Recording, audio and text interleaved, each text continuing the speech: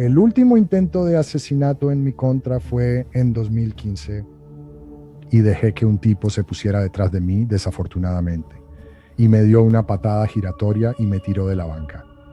Y quedé semi-inconsciente y podía oír, pero no podía ver.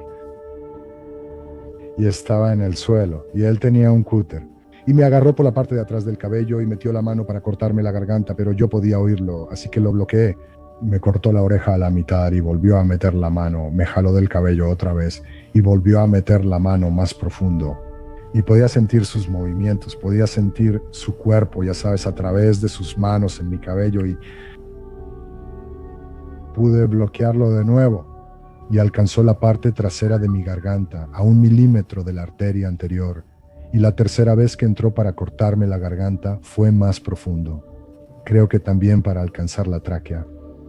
Y recuperé la vista. Así que cuando recuperé la vista, le quité el arma. Y al hacerlo, en verdad, pensé en romperle el cuello. Eso pasó por mi cabeza, pero para ese entonces ya había hecho un voto de no violencia. Le quité el arma, la puse debajo de mí y esperé al personal. Pero realmente 2015 sería la última vez que estuve en una pelea violenta donde hubo armas involucradas.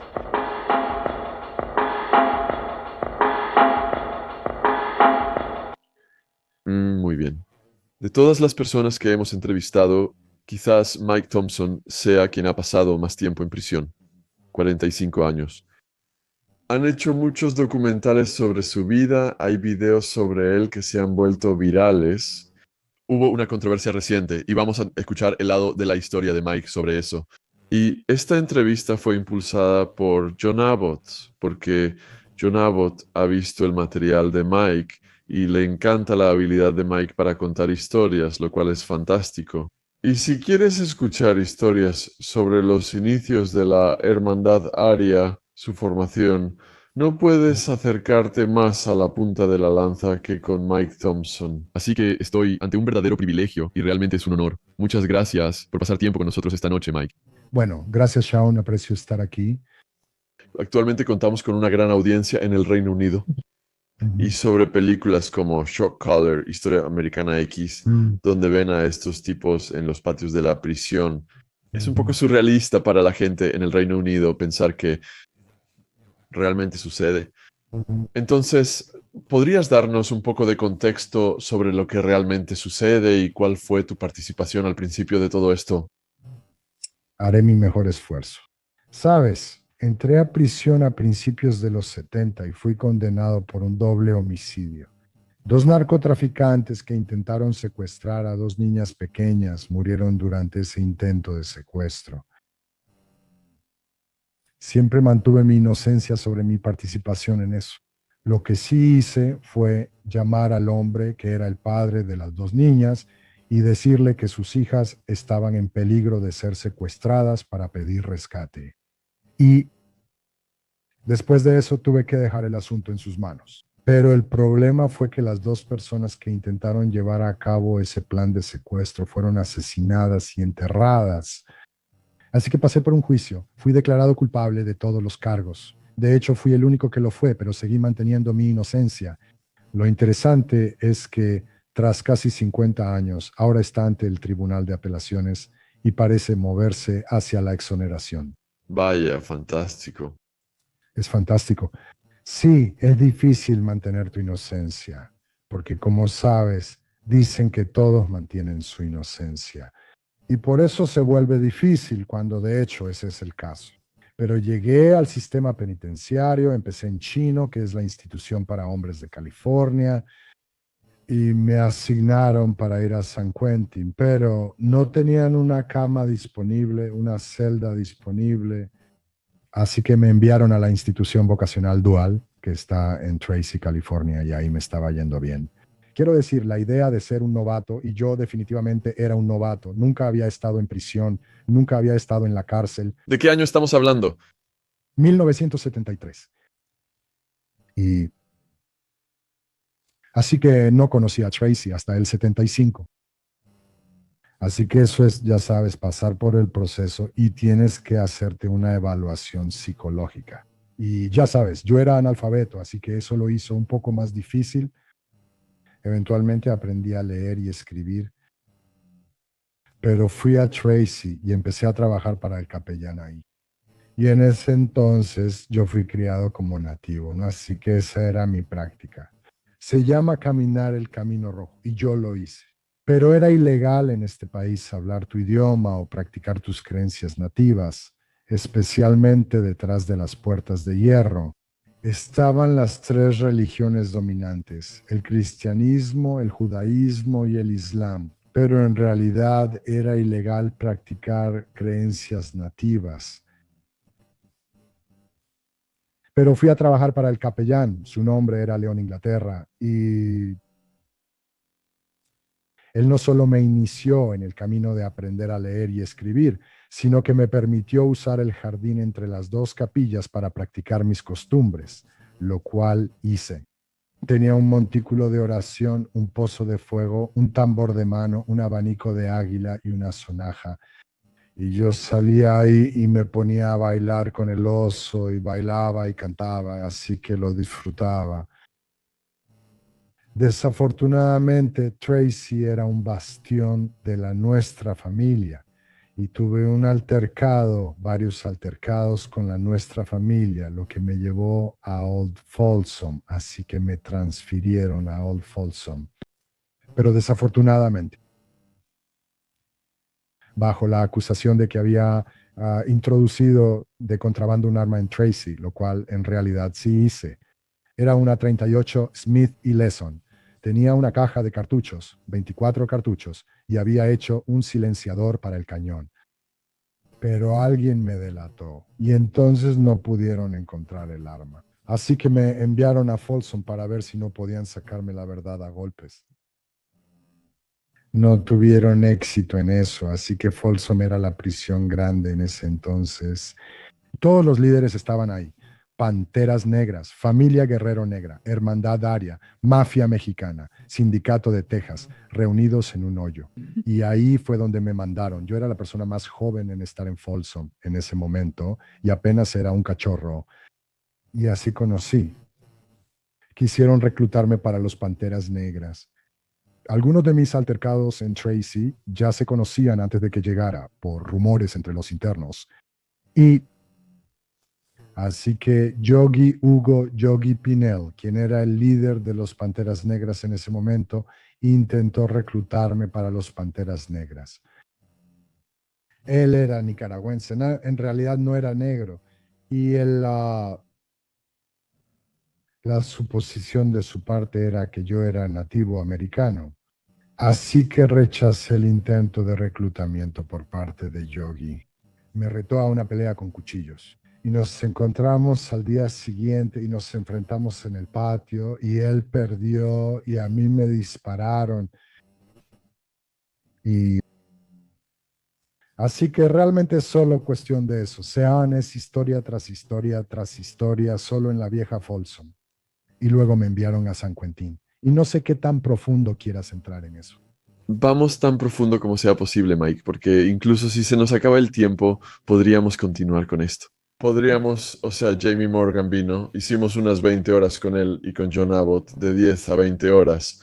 Y las historias de Folsom San Quentin son infinitamente fascinantes y las cuentas muy bien, así que sí, sigamos adelante. Bueno, en la vieja Folsom,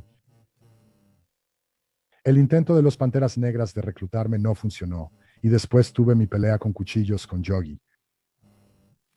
El verdadero problema con la pelea con cuchillos con Yogi fue que él me retó y yo acepté y nos enfrentamos en combate. Y cuando empezó a perder, huyó. Y en ese ambiente no retas a un hombre y luego huyes. Y luego, además de eso, dos de sus guardaespaldas intervinieron a su favor y terminé peleando con cuchillos contra ellos. Y luego recibí un balazo de un M14 en la espalda, lo que me tumbó. Y así que después de eso como que me paralizó. No podía mover brazos ni piernas y estaba acostado en lo que llamaban celda de castigo.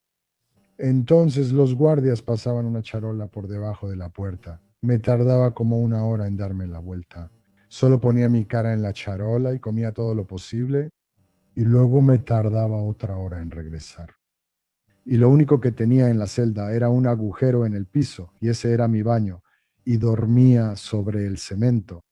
Pero lo que más recuerdo de eso no fue la incomodidad de haber recibido un disparo en la espalda, pero las cucarachas salían de la alcantarilla, de ese agujero en el piso, y por supuesto no podía hacer nada para detenerlas.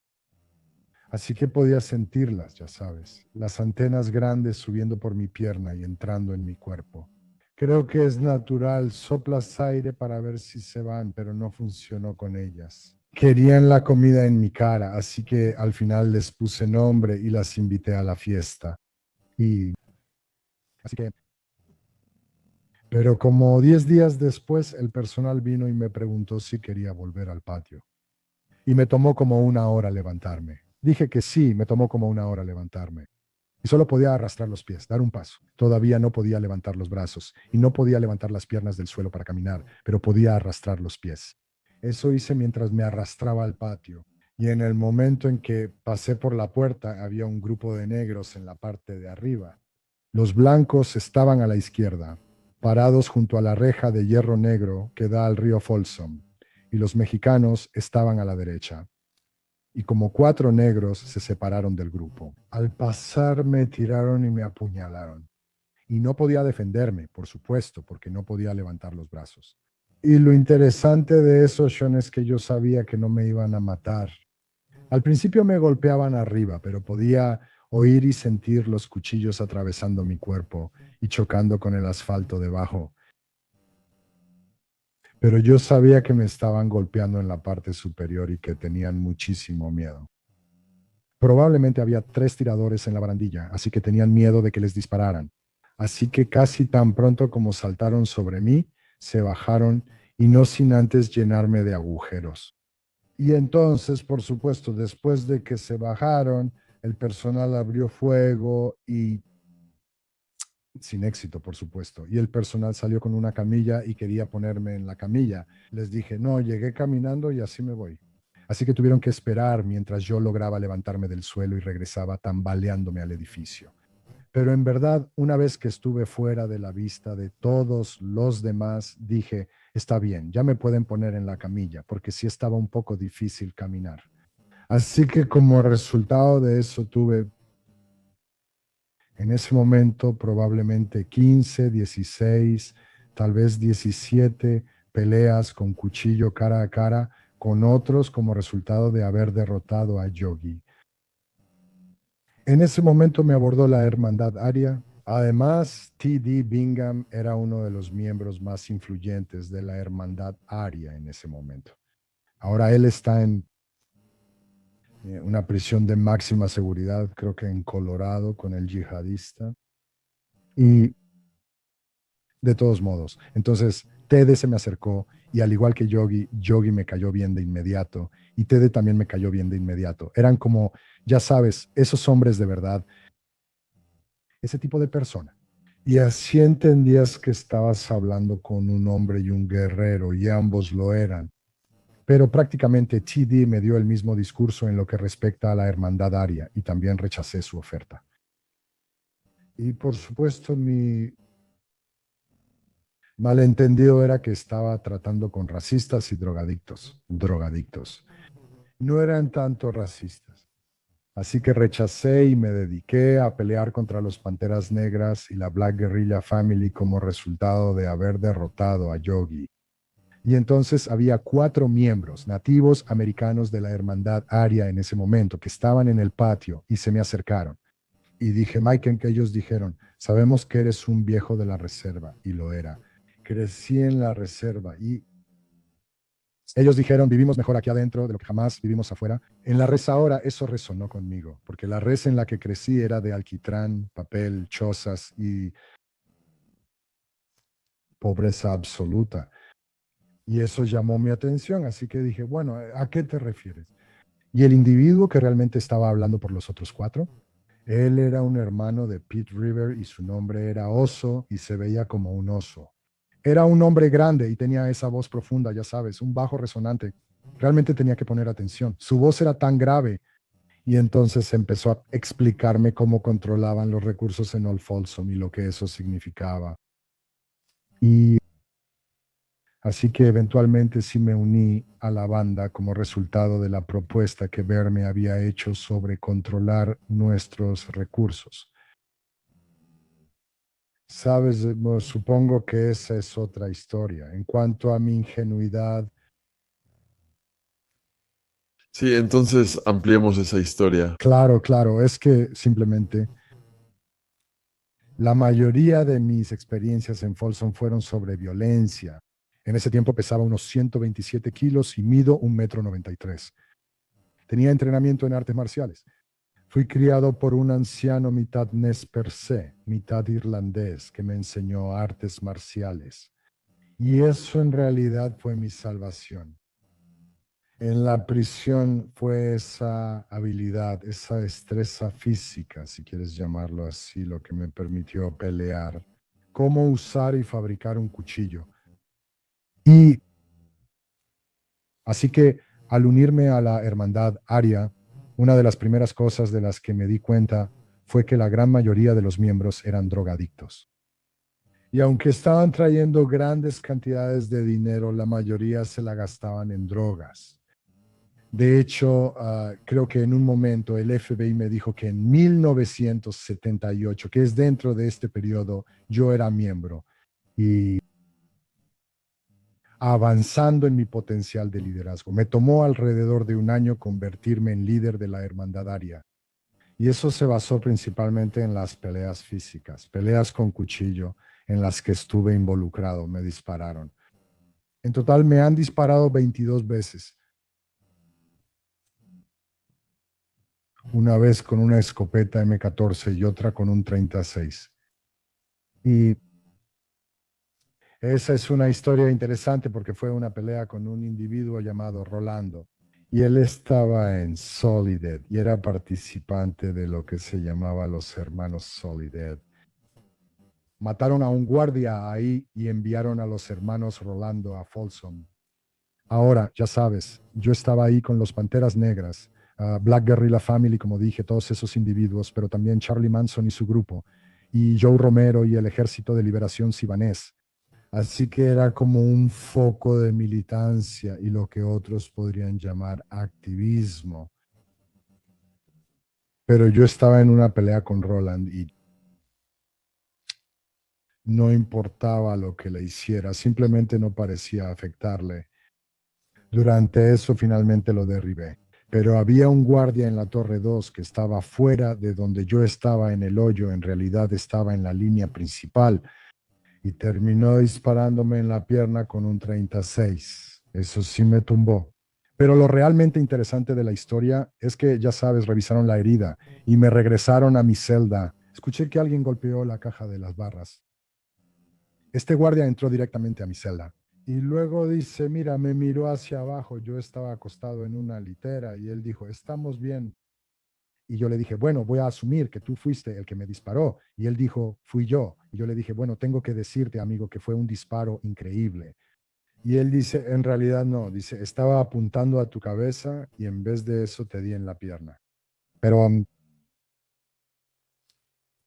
esa fue la única vez que me dispararon con un 36. ¿Sabes? Pero el punto es que él había hecho ese disparo.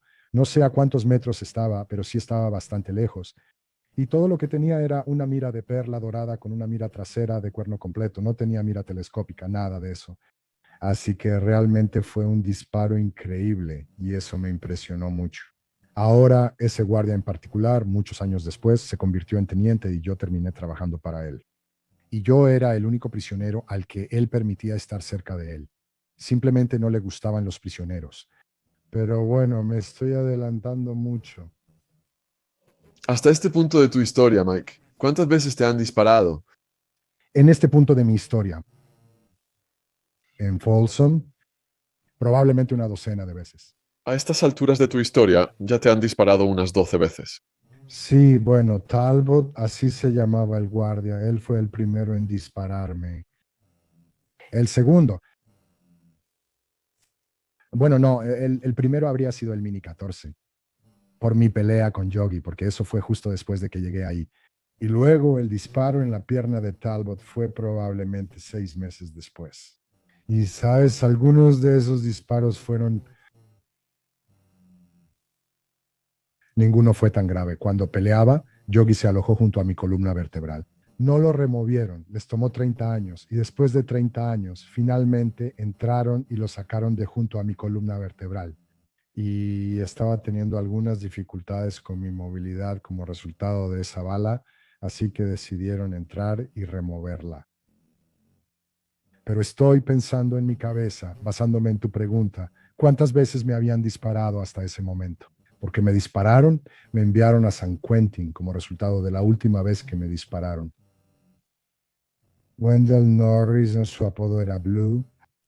Él y yo tuvimos un altercado con unos 16 Black Guerrilla Family en el patio y simplemente nos pusimos espalda con espalda, pero ambos teníamos cuchillos, Buck, y causamos estragos ese día.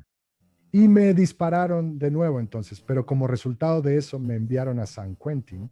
Básicamente me expulsaron del Folsom con TD y Spotsberg y Bobby Moore. Así que nos enviaron a San Quentin. La primera vez que TD y yo salimos al patio, nos dispararon 5 veces a cada uno. Así que, como digo, puedo ir y venir aquí, ya sabes, en relación con la idea de que te disparen y las peleas con cuchillo, pero en total las contamos. En un momento me dispararon, me han disparado 22 veces. ¿Te acostumbraste a que te dispararan? No creo que uno llegue a acostumbrarse a eso.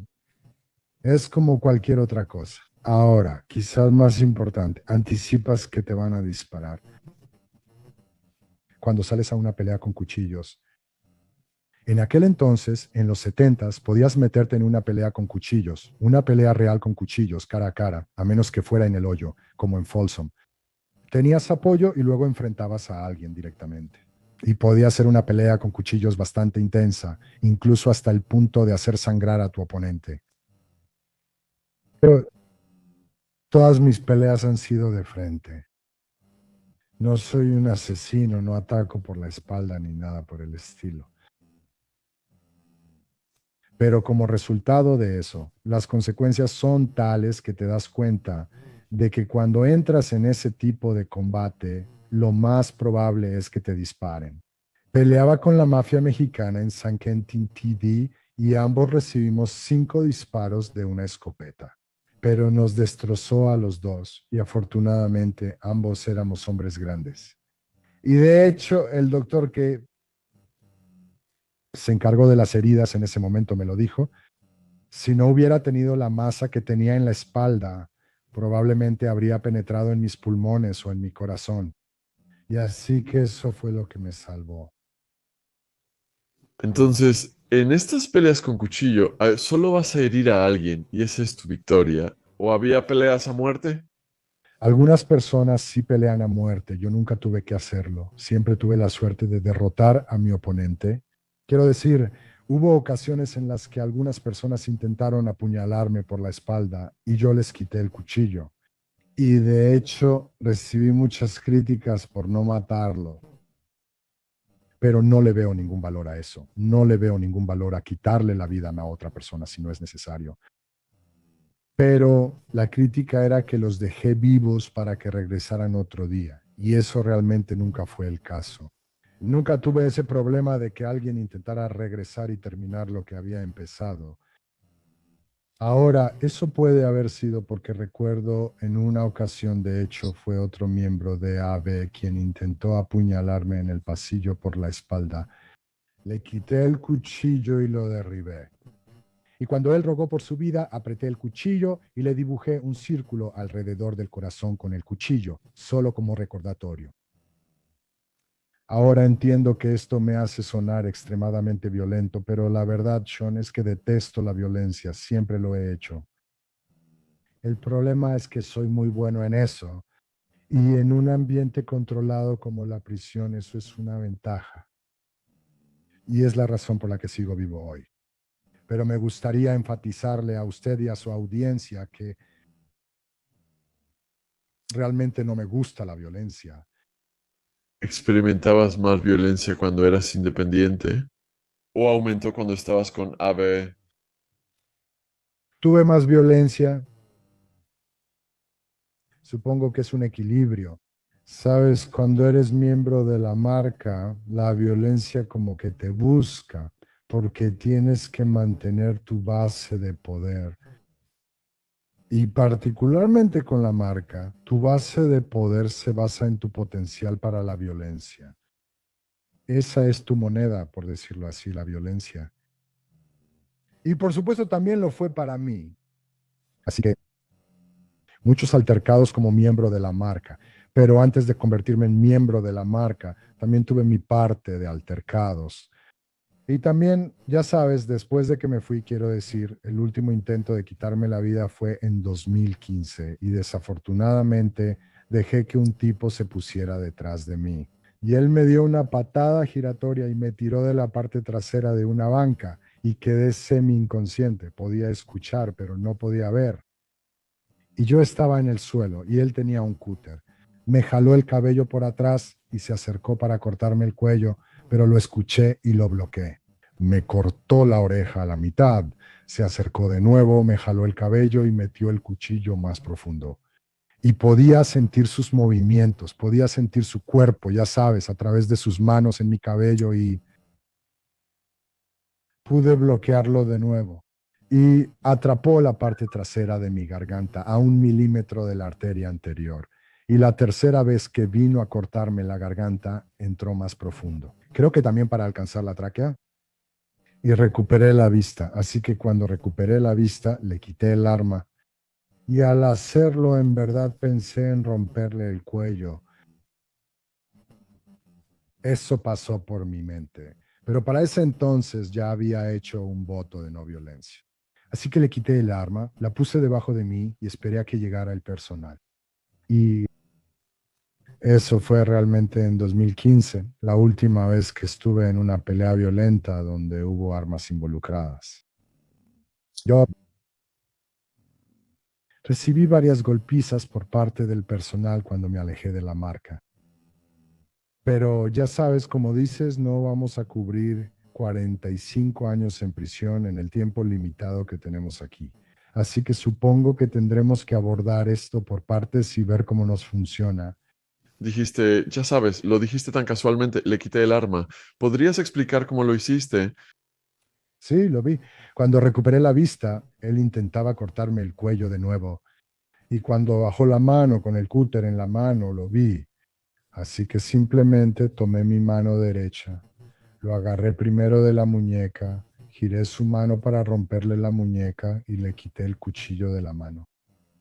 Y luego, como dije, tuve la oportunidad, lo pensé en mi cabeza para romperle el cuello, pero decidí no hacerlo.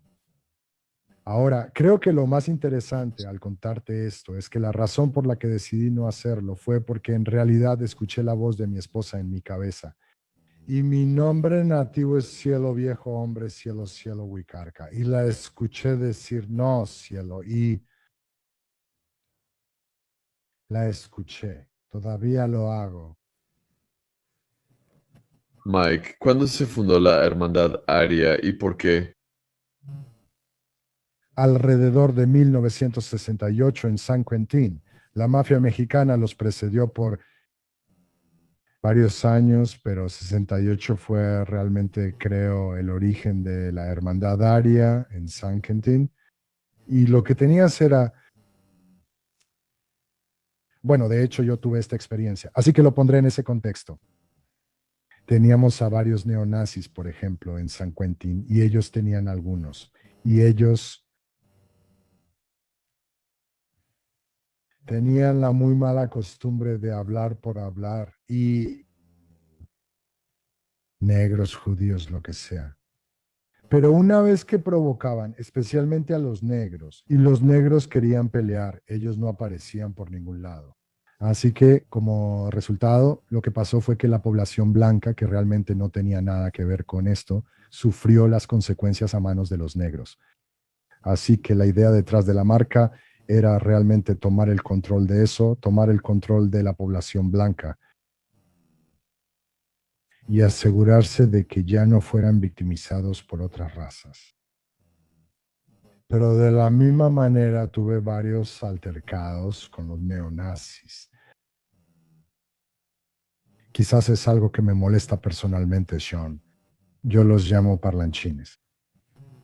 No soporto a los parlanchines, gente que solo habla por hablar y realmente no tiene nada que decir. O sea, lo ves en internet, la gente es como si les hubieran dado un permiso. Y eso está bien, supongo. O sea, sí creo en la libertad de expresión, pero tienen un problema terrible, terrible de dejar que su boca hable más rápido que su trasero. Y lo hacen muy seguido, sin preocuparse por las consecuencias. En la cárcel es distinto. Entonces, en ese momento en particular, en cuanto al origen de la hermandad aria, básicamente se trataba de establecer una base de poder para brindar protección a otros. Ahora, como resultado de eso, básicamente les dio el control de la prisión. Y en ese momento realmente no se preocupaban por desarrollar una infraestructura o ser parte de lo que ahora se conoce como crimen organizado. Ese fue uno de los incentivos que utilicé para mí mismo al convertirme en miembro de la banda, darle una infraestructura y ponerme a trabajar en eso. Y por eso en el transcurso de un año ascendí a una posición de liderazgo. No solo por mi supuesta destreza física, mi habilidad para pelear, sino también porque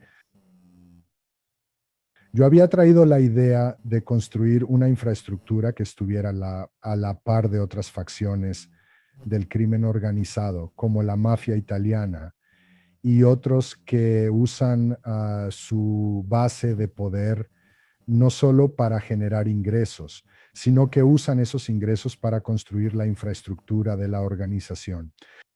Así que me puse a trabajar en ese proceso para hacer precisamente eso. Y eso en sí mismo creó muchos problemas, especialmente cuando tienes drogadictos que quieren seguir usando su droga y ahora esencialmente no están tan prohibidos. Pero se les dio una opción.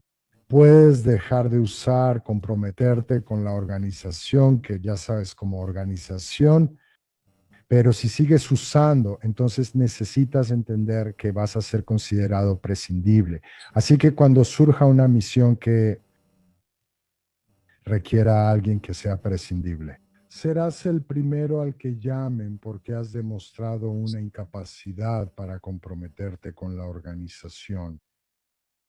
Entonces, vino desde sus orígenes hasta más o menos mediados de los 70, que es de lo que estamos hablando ahora. Existió unos 7 años, pero no tenía muchos miembros.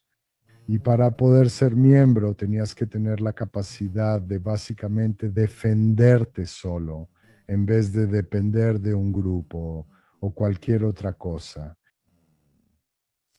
Entonces, pero de nuevo, como dije, el problema era que esas personas que tenían esa capacidad también eran adictos. Y así todos los ingresos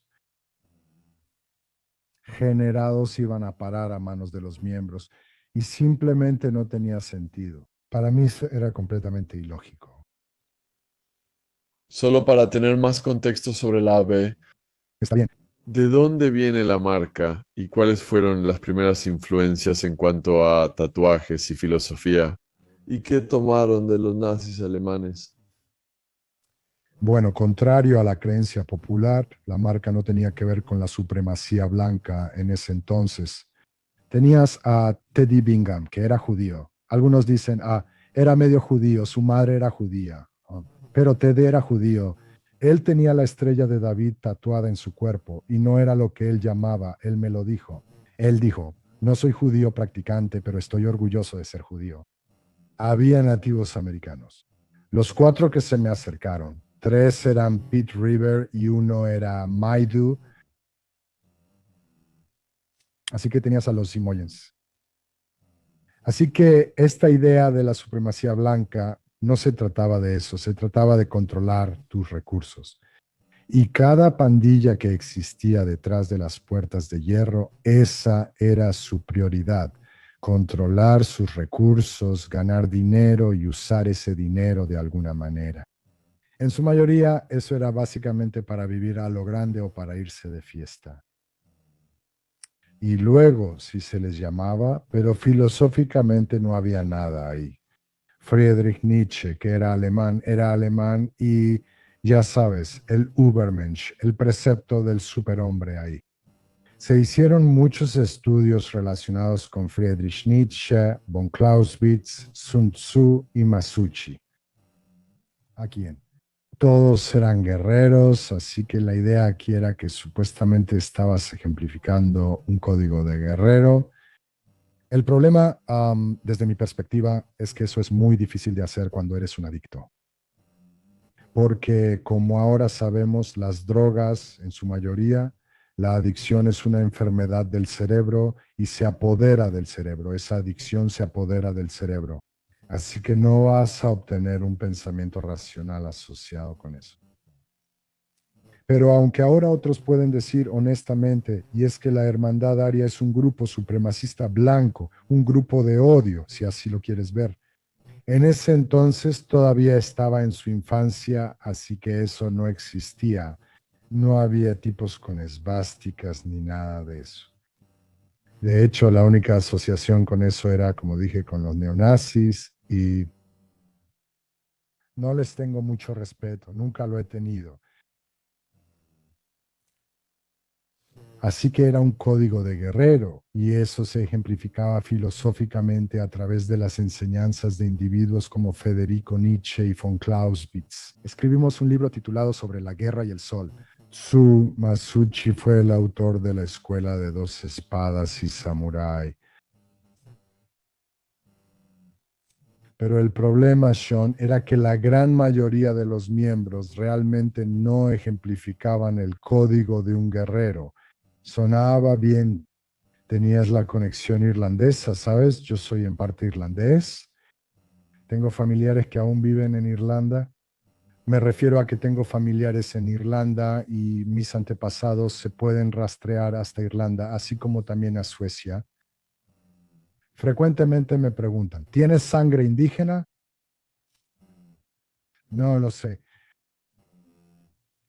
Es dudoso. ¿Sabes? No dudo que tengo al menos 2% neandertal y sí tengo una ascendencia indígena, probablemente sea neandertal, a diferencia de, ya sabes, lo que otros podrían percibir como indio. Creo que prefiero eso. ¿Podrías explicar qué significa ser un probate y qué trabajo tuviste que hacer como probate? Bueno, yo no lo hice.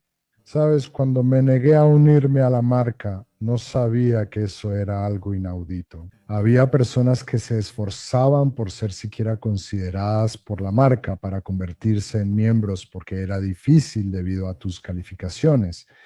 Tú conoces mi situación. Me había metido en una pelea con cuchillos con el líder de los Panteras Negras en cuanto llegué a Old Folsom. Y eso no solo estableció mis credenciales, sino también mi reputación de inmediato, especialmente al derrotarlo. Él acababa de llegar de San Quentin, donde él y Jorge Jackson se habían apoderado del centro de ajuste en San Quentin. Tomaron a los guardias y reclusos blancos como rehenes, les cortaron el cuello, Jorge Jackson murió y Yogi fue enviado a Old Folsom. Así que esa era su reputación. Así que para derrotarlo, eso como que elevó mi reputación y de nuevo mi habilidad para pelear. Entonces, y cuando T dice me acercó, ya sabes, él, ya sabes, sus gestos eran tales que expresaba su satisfacción por mi habilidad para pelear. Y así que no había nada en cuanto a prospectar, ya sabes, para la marca en eso. Sabes, escuchas mucho sobre sangre adentro, sangre afuera. Sabes, y suena bien. Y supongo que para algunas personas es una gran historia, pero nunca he encontrado que eso sea cierto. Esta idea de sangre adentro, sangre afuera. La idea principal de pertenecer a la marca era ser tu propio hombre. El término marca viene de los libros escritos por Luis Lemur y ya sabes, montar por la marca. Cuando dejé la reserva a los 12 años, viví con mi anciano Nespers en un rancho de caballos árabes. Así que fui domador de caballos y arriero de ganado e hice eso durante los siguientes 8 años. Así que recorrí el circuito de rodeo, fui jinete de toros y sé cómo ajustar una silla de montar. Y así que para mí la idea de la marca resonó, tú cabalgas por la marca. Así que dentro de ese contexto, Luis Lemore, cabalgar por una marca era tu lealtad a esa marca. Si cabalgabas para una marca, entonces eras leal a esa marca. Y de ahí viene el término la marca, cabalgar para la marca. La ironía, supongo, es que soy el único como miembro de la marca que creo que alguna vez se sentó en una silla de montar. Pero aún así la analogía es apropiada. Entonces te aceleraron para convertirte en líder. ¿Cuáles eran tus deberes como líder y quién estaba por encima de ti? Tú estabas a cargo de un edificio o patio en la prisión. ¿Eras líder y dabas órdenes? ¿Podrías aclarar eso para los espectadores? Es algo confuso para ellos. Sí lo es y lo entiendo, especialmente en la sociedad contemporánea, la idea de un líder que da órdenes o estar a cargo de un edificio, esas son cosas que surgieron después, mucho después.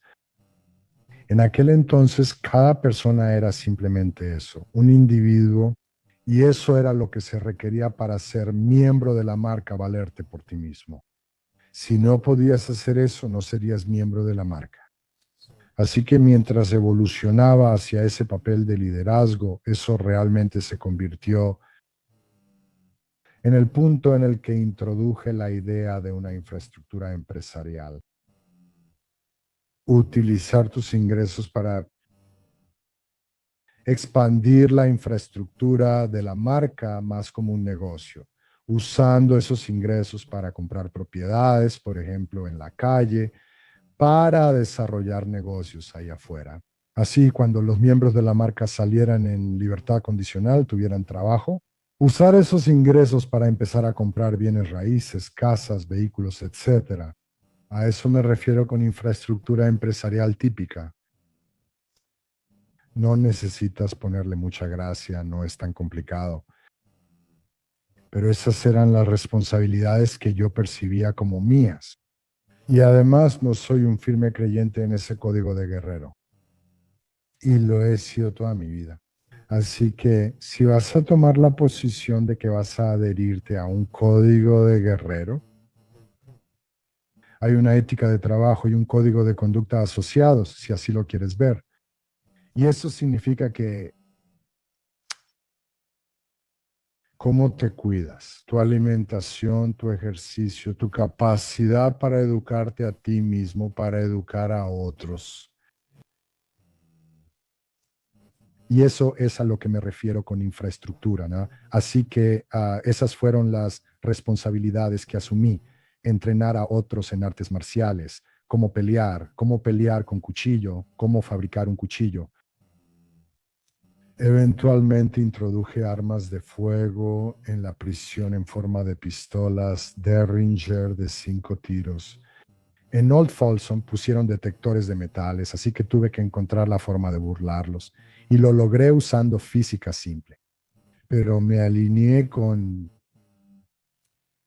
las mujeres vinculadas a Charlie Manson, por ejemplo, y las usé para probar mi teoría respecto a cómo burlar los detectores de metales. Y luego les pedí que introdujeran cuchillos Buck de contrabando en la prisión de Old Folsom. Primero les pedí que los probaran en el aeropuerto de San Francisco. Lo hicieron bien y luego los pasaron de contrabando para mí. Así que eso era parte de mis deberes, como dices, y evolucionar hacia ese papel de liderazgo significaba asumir más aspectos del desarrollo de la infraestructura. La introducción de armas reales en lugar de fabricar las nuestras. Sabes, en un momento trajeron a la Guardia Nacional y usaron tecnología de detección de minas para retirar todas las armas de Folsom y lo lograron. Pero al mismo tiempo yo estaba introduciendo cuchillos Buck a través de estas mujeres. Todas eran mujeres que asistían a Berkeley en ese momento y eran un grupo radical. Estaban asociadas con un grupo llamado Tribal Thumb y así que las utilicé en esa capacidad. Así que yo había introducido cuchillos Buck en la vieja prisión de Folsom, como resultado de poder burlar su tecnología de detectores de metales. Y tú, en algún momento en el futuro, también logré burlar su tecnología de rayos X. Y de nuevo, todo esto son otras historias, pero tienen su lugar. Es interesante. Mi esposa Ariel y yo estamos trabajando en un libro en este momento. Al iniciar la idea de escribir el libro pensamos, bueno, solo lo escribiremos. No sucede así porque como tú y yo estamos descubriendo, no pasas 45 años en prisión. Apenas terminamos la primera parte de 10 capítulos y sabemos que faltan otros 10 para la segunda. Así que hay muchas historias aquí y simplemente no vas a poder contar todas en una sola ocasión. Pero estoy agradecido de que tengan valor para cualquiera, para educarlos sobre la prisión, la mentalidad de individuos como yo, en lo que respecta a sobrevivir en un entorno controlado como la prisión. Alejándome de eso al final, que fue lo que hice. Esa es en realidad la segunda parte del libro. Y también implica mucha violencia. Bueno, tengo una editorial. Me encantaría publicar un libro si quieres, si estás buscando publicar. ¿Cuántas palabras tienes en la primera parte? Bueno, estamos en probablemente 80,000. Oh, eso es, sí, eso es fantástico. Sí, todavía nos faltan otros 100,000. Al inicio dijiste que no podías leer. ¿Era leer, escribir o ambas? ¿No sabías leer o escribir? No, como dije, déjame ajustar la silla. De hecho, fui a la escuela, pero soy disléxico y nadie sabía eso en ese entonces. Y entonces, gracias a mis habilidades atléticas, jugué fútbol americano, corrí en pista, hice todas esas cosas. Eso básicamente me daba calificaciones de D. Saqué A en educación física, saqué A en carpintería, ¿no? Así que tuve suficientes A junto con D en todo lo demás. Y pasé esas clases principalmente porque era atleta, pero cuando me gradué de la preparatoria no sabía leer ni escribir. En la reserva solo ibas a la escuela para que te anotaran en lista, no sucedía nada más. Pasaban lista y te ibas. Cuando llegué a la prisión, el capellán León Inglaterra me guió por ese camino. Ahora, un dato interesante sobre eso es que cuando llegué a la vieja Folsom, ya había empezado a aprender a leer y a escribir un poco. Los Panteras Negras y el Black Guerrilla Family leían el pequeño libro rojo de Mao en el pabellón como parte de su disciplina. Así que conseguí una copia y la seguía junto con ellos. Y eso realmente me ayudó a mejorar mi habilidad para leer. Pero soy disléxico y parte de mi problema es la comprensión. No es solo lo que ves en el texto o en la palabra escrita, sino también lo que escuchas y cómo tu mente, o más bien tu cerebro, procesa eso. Ahora, desde entonces me he educado a mí mismo y me tomó muchos años lograrlo. Me pagué la universidad y me hice consejero de adicciones y coach de vida. Soy biólogo de formación, tengo un doctorado en biología, así como uno en administración de empresas. Ha sido un largo camino, ahora tengo más de 70 años. Ha sido un largo recorrido, pero soy un firme creyente en la educación. No me importa dónde estés. Así que ya sabes, mi esposa y yo comenzamos una organización sin fines de lucro llamada Viv, Aprende y Prospera. Y la empezamos mientras yo aún estaba en prisión y todavía la tenemos. Tenemos un sitio web y ahora mismo me niegan el acceso a Internet. Puedo hacerlo hoy solo porque estoy aquí con mi esposa Y vivo en el norte de California porque estoy enfrentando un juicio por cargos de fraude que son absurdos, por decirlo menos, pero voy a superar eso. Mientras tanto, el problema ahí es el ex líder de la Hermandad Aria y hay quienes dentro la corriente principal de la comunidad política aquí en California que ven eso como un logro para ellos. Desafortunadamente, esa es una historia en sí misma. Y así que eso es con lo que estoy lidiando actualmente. Supongo que al estar en juicio no puedes hablar de eso porque se usaría en tu contra, ¿no? Ese siempre es el problema. Realmente no tengo problema con eso. No lo tengo porque creo firmemente que no puedes equivocarte si dices la verdad. Mientras digas la verdad, no hay de qué preocuparse. Pero hay cierta ingenuidad en ese pensamiento. Así me condenaron en mi caso original, creyendo que solo debía decir la verdad en la corte y todo saldría bien. No funciona así, desafortunadamente. Es más como un concurso de personalidad. Y por eso tienes que esforzarte, que es lo que estoy haciendo. Tengo un gran equipo en San Francisco, Curtis Briggs y su equipo. Y así que no estamos ni cerca de ir a juicio.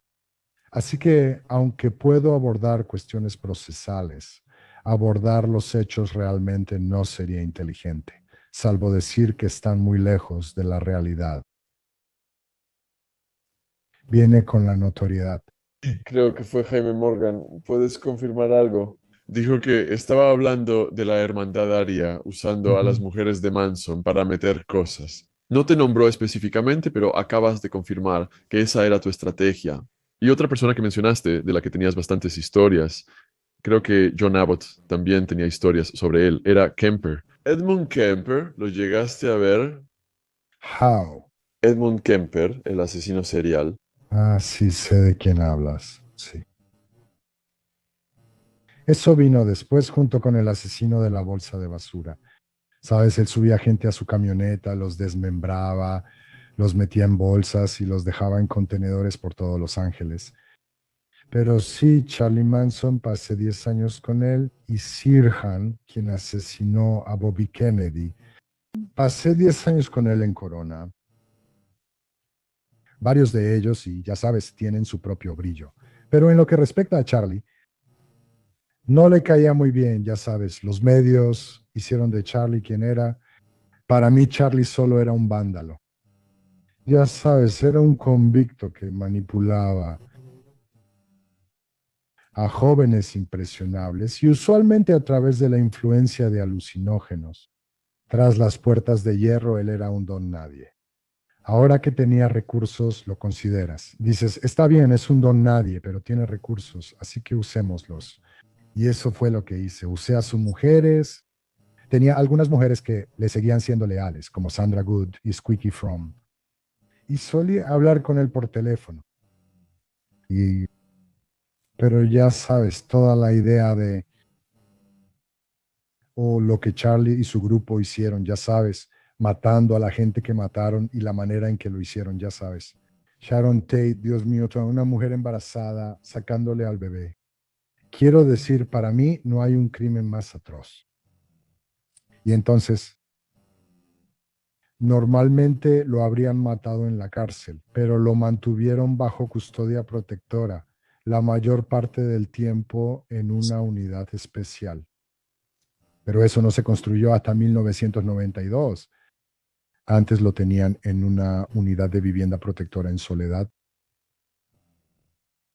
Así que mientras lo vi en los 70s en Old Folsom, ya sabes, prácticamente lo trasladaron antes de que yo tuviera cualquier relación con él. Pero mi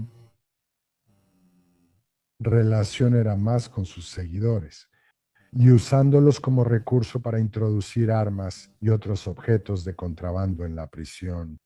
Charlie no tanto. Más tarde, con los 10 años que pasé con él,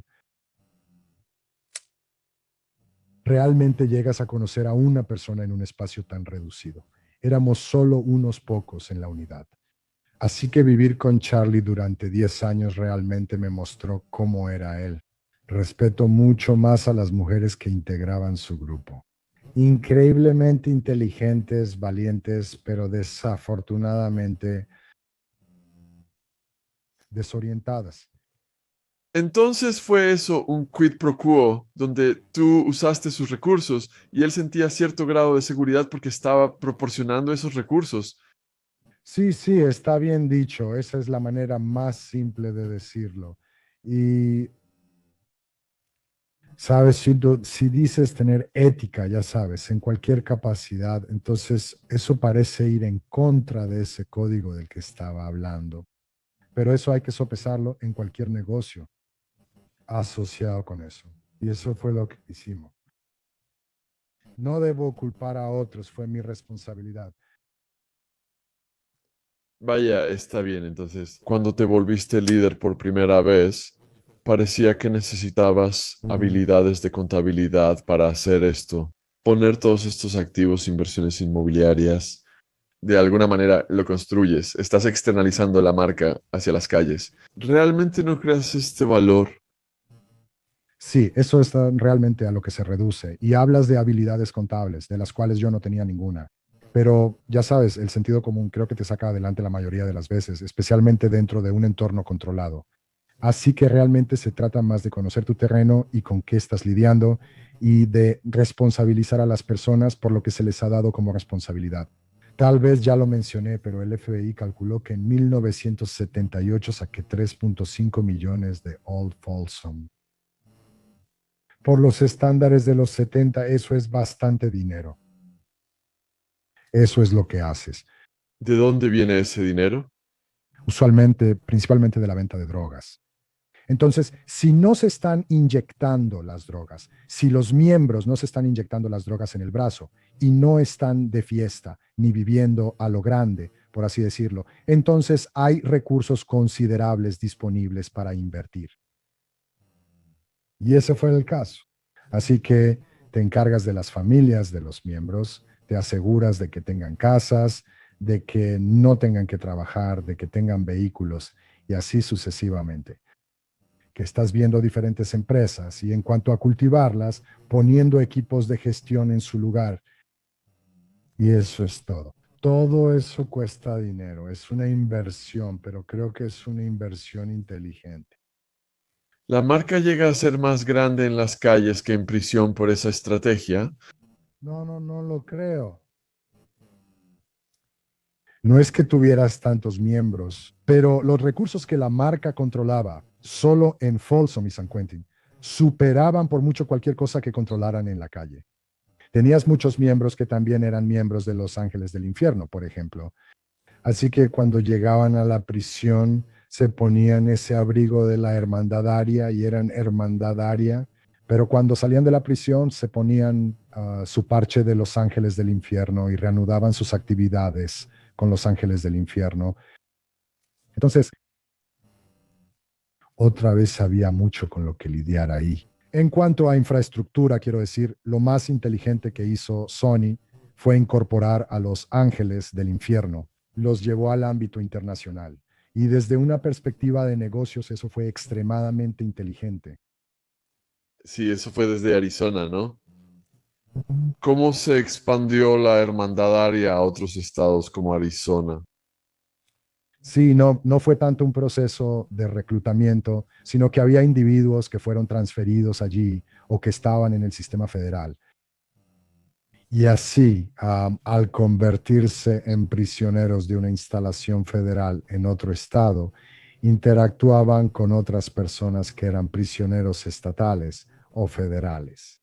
Así tienes un proceso de reclutamiento asociado. Así que estableces una base de poder en otros estados, principalmente a través de los federales y en los mismos federales. Así que una vez que tu base de poder está establecida, naturalmente te expandes.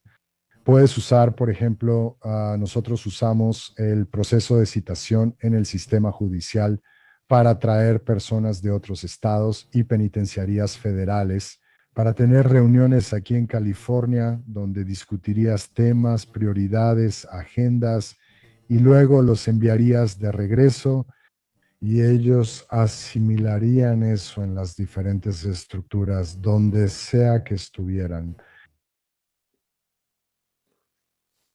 Como empresario, sé que lo entiendes. El Departamento de Correcciones de Arizona tiene, como la carta, creo, de la Hermandad Aria en su sitio web. Ahora, ¿tenían una carta constitutiva? ¿Dices que se remonta a 1968? ¿La carta constitutiva existía desde el principio o surgió después? Esa carta constitutiva se desarrolló con los años.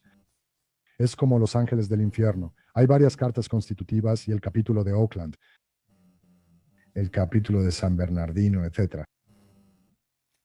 Así que, y eso en realidad variaba. Si tomas y ves a la Hermandad Aria de Texas, ellos eran más paramilitares que cualquier otro grupo, pero seguían siendo parte de la Hermandad Aria. Sabes, tienes ese elemento de supervivencia si quieres. Entonces, ¿qué es lo que muchas veces no se aborda?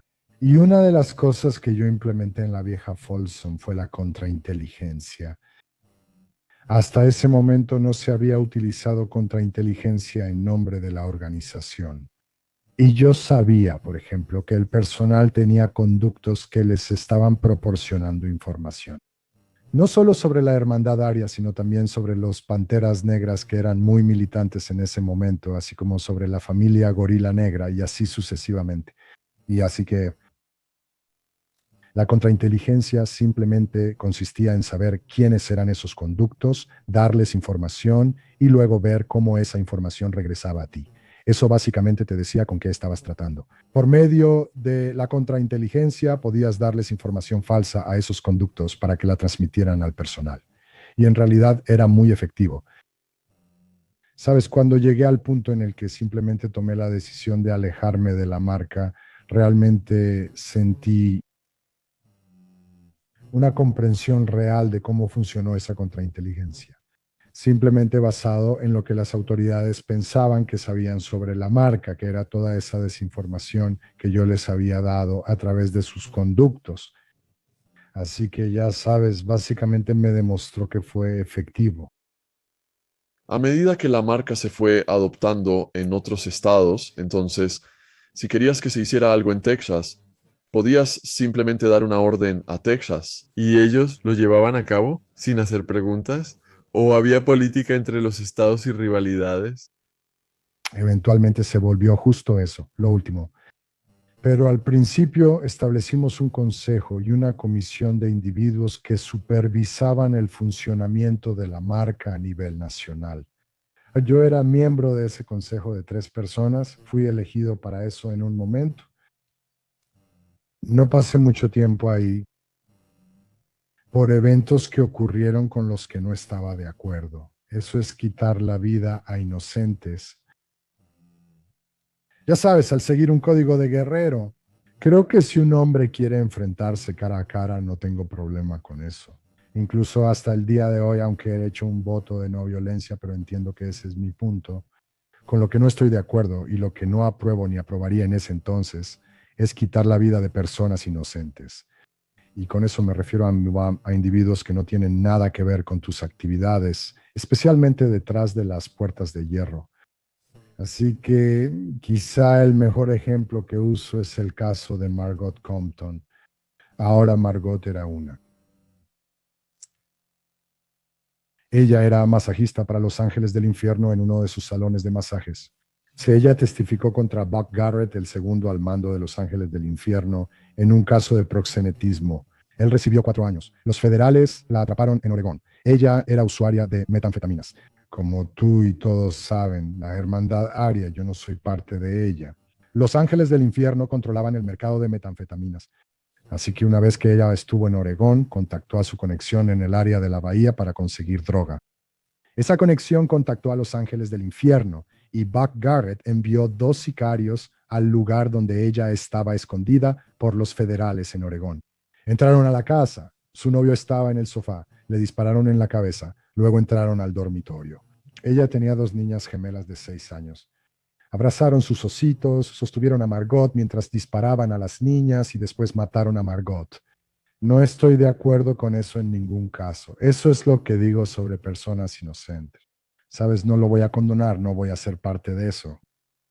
Así que en lo que respecta a la marca, en un momento se tomó la decisión de empezar a ejecutar a los familiares de las personas que estaban testificando contra la marca. Yo no creo en eso, ¿ves? Entonces, en ese momento fue cuando tomé la decisión de alejarme de la marca. Ahora, el problema con eso, Sean, es que, como he estado comentando, tomé un papel principal en la reestructuración de la hermandad aria. Y si realmente piensas en eso por un segundo, eso también incluye la idea de llegar a ese punto donde las personas deciden quitarle la vida a individuos inocentes porque no pueden llegar a la persona que está testificando en su contra. Sabes, podría alegar ingenuidad, pero ni siquiera eso me convence. Así que yo tenía esa opinión y sigo manteniendo esa opinión, que así como asumí la responsabilidad de construir la infraestructura de la marca, también tenía la responsabilidad de derribarla. Y así lo hice, incluso hasta el día de hoy. La conversación que estamos teniendo, sabes, es cuestión de educar. Muchas de las charlas que doy, entrevistas que doy, conferencias que doy, son para educar al público sobre el calibre de individuo del que estamos hablando aquí. Sabes, cualquiera que se tome la libertad de asesinar, de matar a personas inocentes, no es alguien que, ya sabes, yo quiera cerca de mi familia, que vea a mis seres queridos. Y ciertamente no quiero ver que puedan integrarse en el tejido social de nuestra sociedad. Y por eso creo que mi responsabilidad es asegurarme de hacer todo lo que esté en mis manos para educar no solo a las fuerzas del orden, sino también al público en general sobre eso. Pero estamos tratando de salir de eso, ¿no es así? ¿Verdad? Eso seguramente conlleva mucho peligro, ¿no? Bueno, sí lo hace. Quiero decir, no estoy en el programa de protección de testigos. No voy a estar en el programa de protección de testigos. Voy a vivir mi vida. Algunas cosas no han cambiado. No voy a permitir que nadie ni nada dicte mis circunstancias, cómo vivo mi vida. Mira, no soy un tonto. Mira, no voy a invitar la catástrofe, eventos catastróficos, desastres de ninguna manera. No voy a invitar la violencia, pero de la misma manera voy a alzar la voz porque creo que tengo esa responsabilidad. Sabes, me alejé de cualquier relación con mi familia, incluyendo a mi esposa, para no causarles daño. Pero no es un secreto dónde estoy. Y de nuevo, eso no es una invitación para nadie, pero simplemente quiero decir que voy a vivir mi vida sin importar nada. Y si vienes, ven bien. Es así de simple. ¿Por qué dijiste que hubo un intento tan reciente como hace 7 años? Sí, ¿Cómo sucedió eso? bueno, tuve varios intentos siendo tú, como el caso de Margot Compton, donde testifiqué contra los Hells Angels. Y de nuevo, quiero enfatizar que no soy testigo de la fiscalía, no soy testigo de la defensa. Me presenté ante un gran jurado en una sesión cerrada y me hicieron muchas preguntas y las respondí con la verdad. Por eso acusaron a estas personas, las llevaron a juicio y me pidieron testificar ante un jurado en la corte. Estuve de acuerdo y eso fue exactamente lo que hice. Pero le enfaticé al jurado, como se los estoy enfatizando a ustedes ahora, que no estoy ahí para la fiscalía, no estoy ahí para la defensa, estoy ahí para el jurado, para decirles lo que sé y lo que ellos decidan hacer con eso es su responsabilidad como jurados. Verán, saben, cuando me alejé de la marca pasé 35 años más en prisión. No recibí nada por lo que hice, hemos hecho películas y de entrenamiento. He testificado en la corte, pero no fue porque recibí algún tipo de trato o porque me liberaron de la prisión antes, porque ciertamente no fue así. o porque recibí 30 piezas de plata. Mi vida se volvió mucho más difícil como resultado de eso y sigue siendo así hasta el día de hoy. Pero de nuevo, es importante para mí. Es importante para mí seguir educando a la gente. Por eso tú y yo estamos teniendo esta conversación, porque veo la oportunidad en esta charla de expresar mis creencias respecto a las personas de las que estamos hablando y dejar que tu audiencia decida sí o no, si les gustan o no, lo que sea. Pero creo que esa es la esencia de la educación. Una vez que sabes, ya no hay excusa. Actualmente hay muchos grupos de odio en el país. Y por eso la educación se vuelve fundamental para entender eso. Sí, trabajo con otros en lo que respecta a la autodefensa porque sigo practicando artes marciales, la práctica de aikido. Hay varias cosas que van de la mano con eso, ¿sabes? Y animaría a todos a educarse en ese sentido. Sobre el mismo tema del que estamos teniendo la discusión hoy, se trata del crimen organizado. Y no es que esté en contra de alguien, sino que defiendo un principio que valoro mucho como ser humano. Y si estoy luchando por algo, es por ser el mejor ser humano que pueda ser. Entonces, de esos 45 ya habías cumplido 10. ¿Cuándo fue tu primer intento de suicidio? Bueno, eso fue hasta cuando estaba en Tracy. Sabes, eso fue porque estaba practicando mis costumbres nativas, en el jardín. Y el sacerdote, había dos capillas y había un jardín en medio. Era del mismo tamaño. Y como dije, ¿no? El capellán en Inglaterra solía permitirme salir ahí. Y yo iba a cantar mis canciones, bailar y decir mis oraciones. Y en ese entonces no mucha gente conocía las costumbres nativas. Y en particular, viste a un chico blanco allá afuera bailando medio desnudo, cantando canciones y tocando el tambor. El sacerdote asumió desafortunadamente que yo era adorador del diablo y él llevó eso a la pandilla que tenía la base de poder en ese momento. Ellos solicitaron la asistencia de los feligreses de la capilla católica. Y, sabes, ya he contado esta historia antes y he escuchado a personas decir, oh, ya sabes, él afirma haber derrotado a 7 asesinos entrenados de la nuestra familia. Suena bien, pero no es verdad. Eran 7 y todos tenían cuchillos pegados a las manos con cinta. Aún así, los derroté. No eran guerreros ni luchadores, probablemente jamás pelearon en su vida. Y fue más como los policías de Keystone. De verdad, así fue. O sea, sabes, estoy seguro de que podría sacar algo de eso, pero sería muy deshonesto.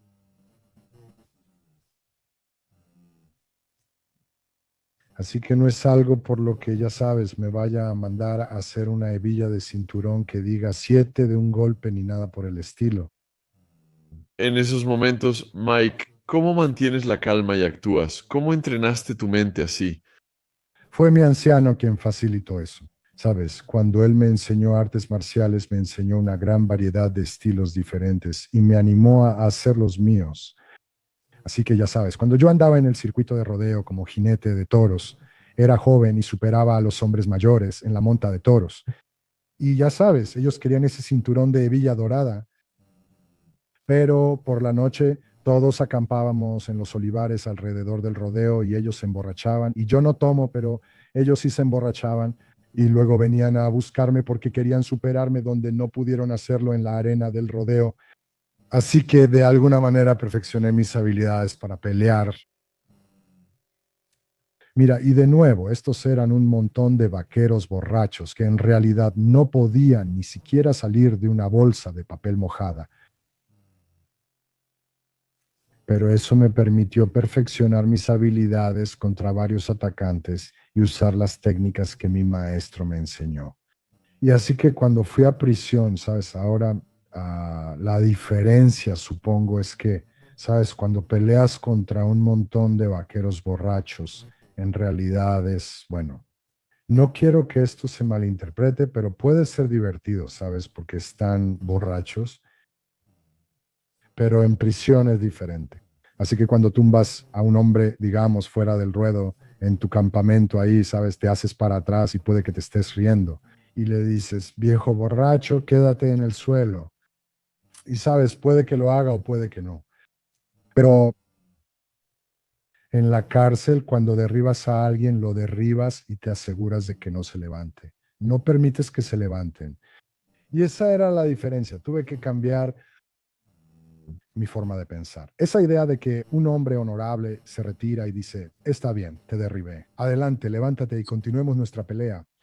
No funciona así, especialmente cuando tienes varios atacantes. Así que esa fue la primera pelea de verdadera importancia.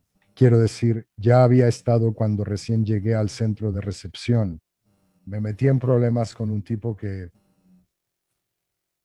él se dedicaba más a avergonzar a la gente golpeándola. Era un abusivo. Voy a decirlo directamente. Él era un abusivo. Así que él y yo terminamos enfrentándonos. Pero eso solo fue una pelea muy rápida. Y cuando estuve en la cárcel del condado, estuve en varias peleas, entre ellas tomar el control de la cárcel en un momento. Otra historia, ¿Eso es en el condado de Los Ángeles? no, ese era el condado de Orange. Y entonces, para todos mis, hablando de ser no violento y deplorando la violencia, yo he tenido mi parte de eso. ¿Cuándo estuviste más cerca de morir? He tenido varias ocasiones. Probablemente la vez que estuve más cerca de la muerte fue a manos de los guardias, quienes, disculpa, yo estaba, o había un joven llamado Preston Tate Corcoran y se había metido en problemas con un guardia en el piso y terminó escupiéndole en la cara al guardia. Así que el guardia era el oficial de piso. Al día siguiente subió a la torre y lo arregló para que dos de los amigos del joven.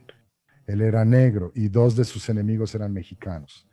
Los puso juntos en el patio, subió a la torre de vigilancia, agarró la 9 milímetros y le disparó en la cabeza. Lo mató, obviamente. Así que yo trabajaba como oficinista en ese momento, ¿no? En otras palabras, estaba en la oficina del programa. 2 horas antes me dieron el expediente de los 3 hombres y me pidieron que lo escribiera como si este hombre hubiera recibido un disparo en la cabeza. Aún no había sucedido.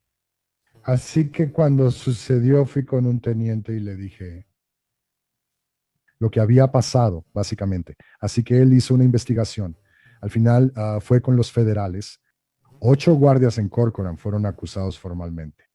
Mientras tanto, yo testificaba en Oregón contra los ángeles del infierno y entonces hubo este intento de desacreditarme basándose en pensando que iba a testificar en contra de los guardias que habían estado matando prisioneros en Corcoran. Y el Departamento de Justicia tenía una investigación en curso. De hecho, el Comité Selecto del Senado, junto con la legislatura aquí en California, llevó a cabo una audiencia. Y el teniente del que te estaba hablando, al que le llevé este asunto, testificó ante ellos.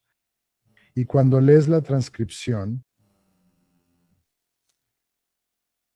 la presidenta le dice a esta persona en particular, ella detiene la audiencia. Ella dice, disculpe, ¿pero está usando un chaleco antibalas? Y él responde, sí, señora, lo estoy usando. Y ella dijo, ¿puedo preguntar por qué?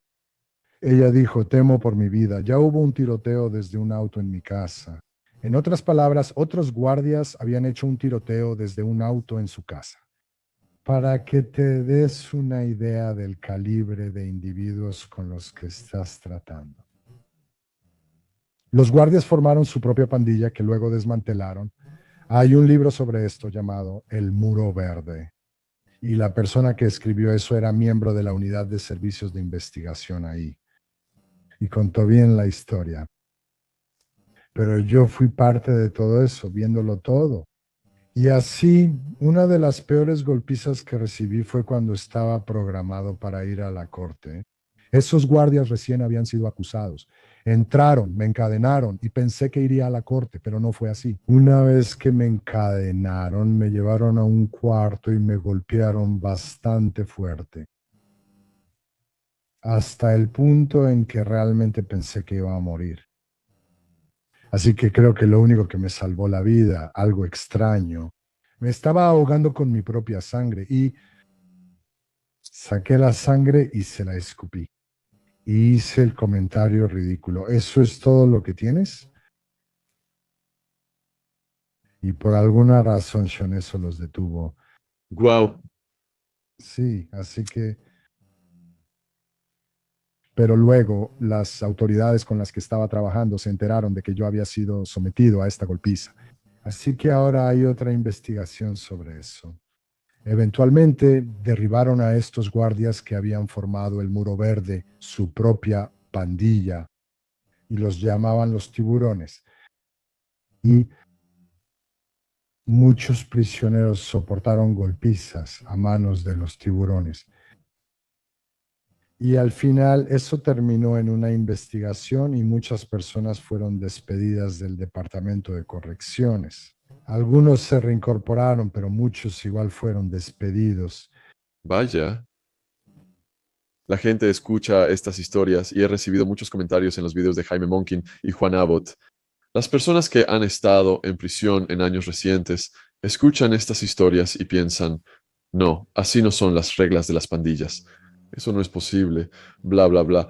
Pero, ¿qué tanto ha cambiado? Tú llevas aquí 45 años. ¿Qué tan diferente era la cultura carcelaria en aquel entonces, en los 70s, comparada con las prisiones modernas e industriales que vemos ahora?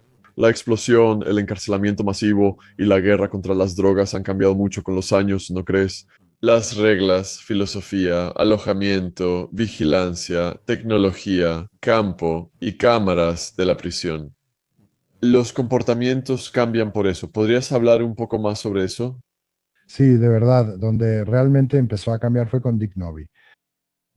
Dick Novi formó la Asociación de Oficiales Correccionales de California. Es un sindicato de guardias.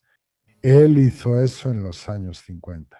Pero no fue hasta que su hijo, Don Novi, tomó el mando en los años 70 que realmente empezaron a facilitar el cambio. Había un comentarista famoso de la zona de la Bahía que hizo ese comentario en una de sus transmisiones de noticias, que si alguna vez quieres ver la escoria de la sociedad, párate afuera de San Quentin durante el cambio de turno. Realmente era así de malo. Entonces, ya sabes, por otro lado, en los 70 tuviste el final de la guerra de Vietnam.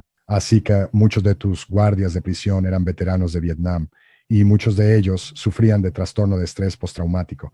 Pero nadie sabía qué era eso en ese entonces. Ahora lo entendemos mejor. Y así que muchas veces los guardias, por ejemplo, cuando Jorge Jackson tomó el control del centro de ajuste, él y Yogi Pinel, y él metió una pistola de contrabando a través de su abogado.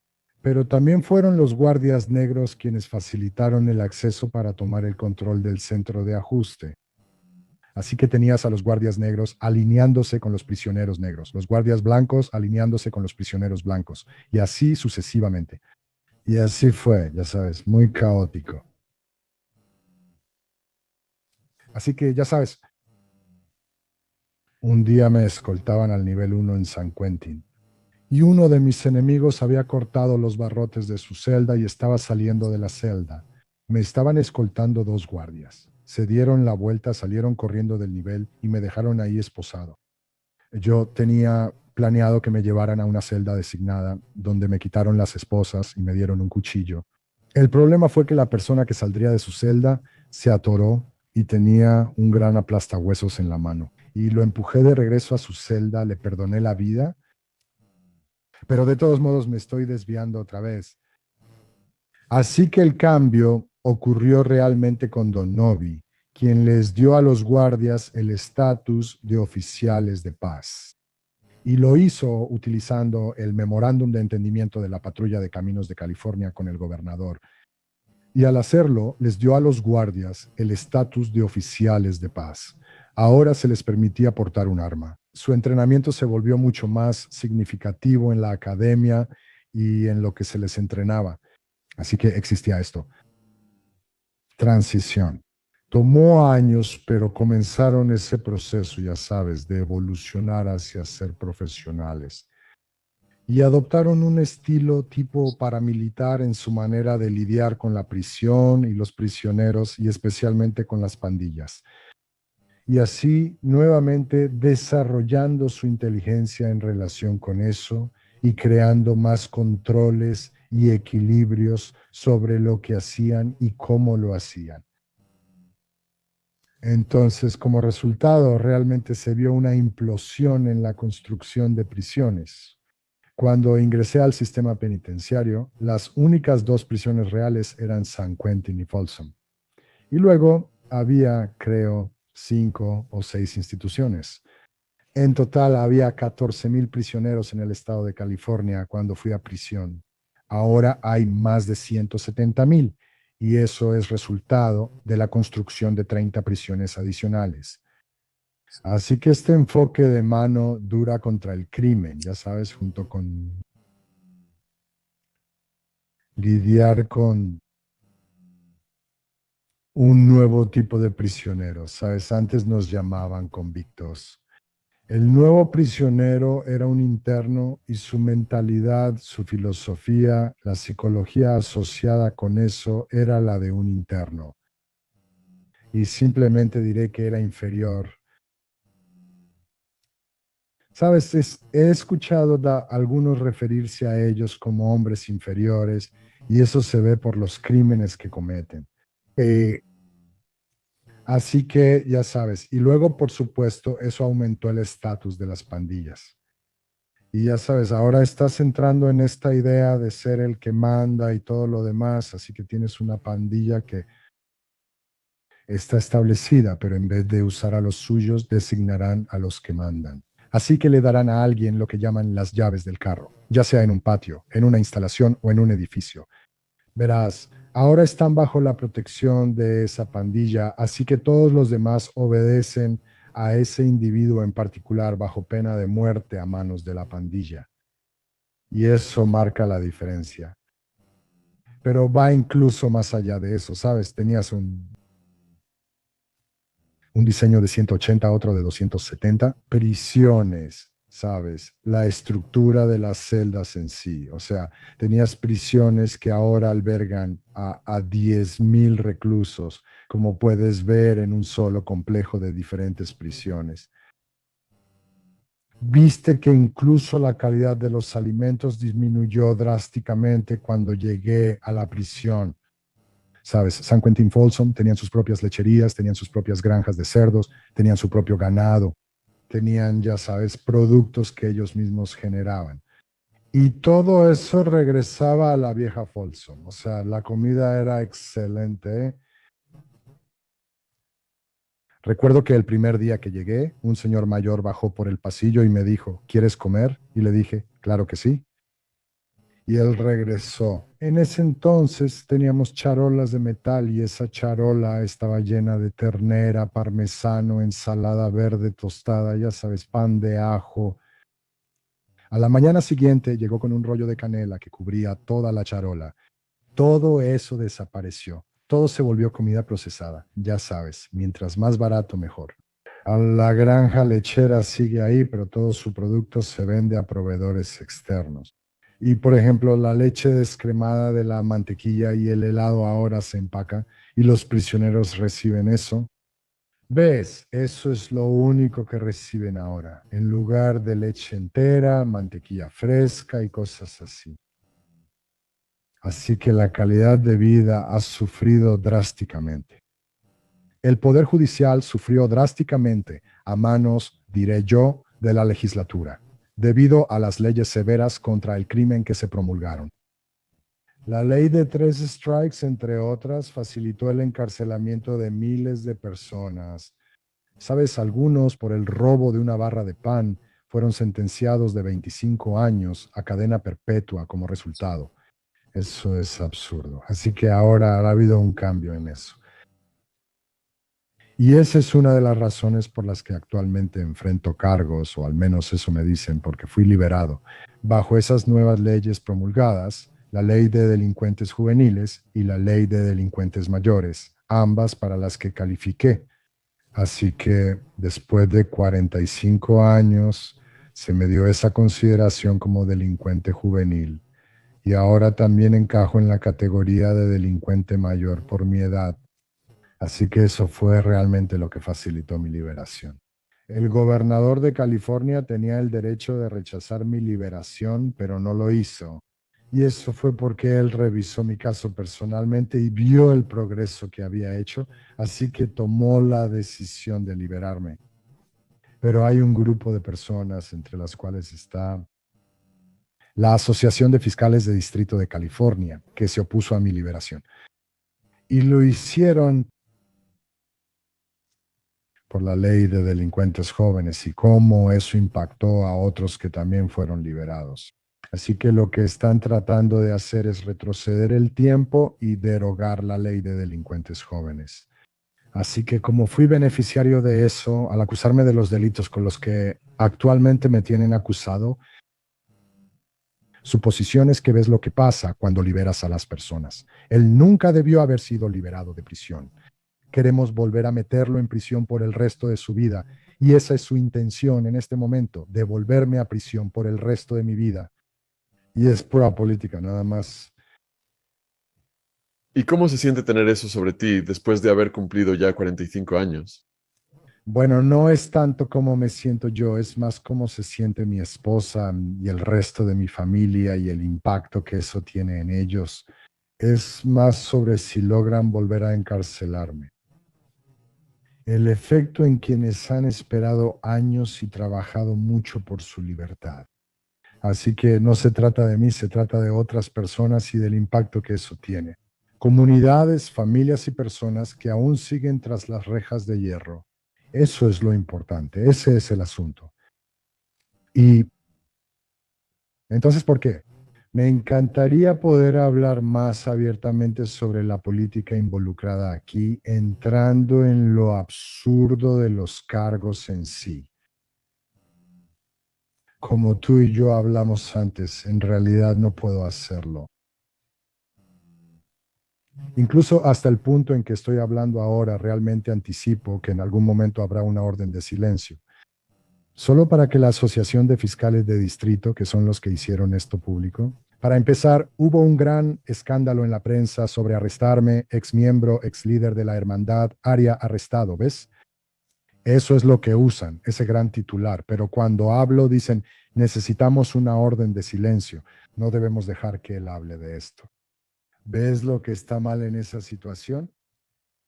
Así que voy a pelear y lo sé y sé lo que está en juego, así que me voy a tomar mi tiempo con esto.